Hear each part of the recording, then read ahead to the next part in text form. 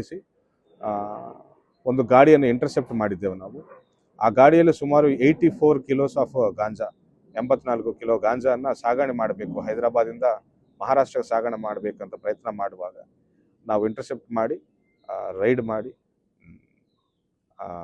NDPS ಪ್ರಕರಣ ದಾಖಲೆ ಮಾಡಿದ್ದೇವೆ. 2 ಆರೋಪಿಗಳಿದ್ದರು, ಒಬ್ಬನು ಸಿಕ್ಕಿದ್ದಾನೆ, ಇನ್ನೊಬ್ಬನು ಓಡಿ ಹೋಗಿದ್ದಾನೆ. ಅವನಿಗೆ ಕೂಡ ಅತಿ ಶೀಘ್ರದಲ್ಲೇ ನಾವು ಹಿಡಿತೇವೆ.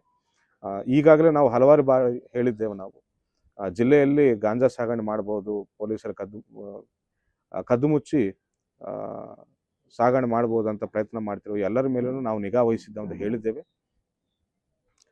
ಸೊ ಹೇಳಿದಂಗೆ ನಾವು ಹಿಡ್ಕೊಳ್ತಾ ಇದ್ದೇವೆ ಕೂಡ.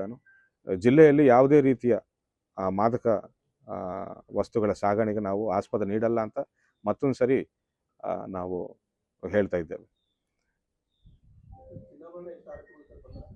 3 ಆರೋಪಿಗಳು. ಎಸ್.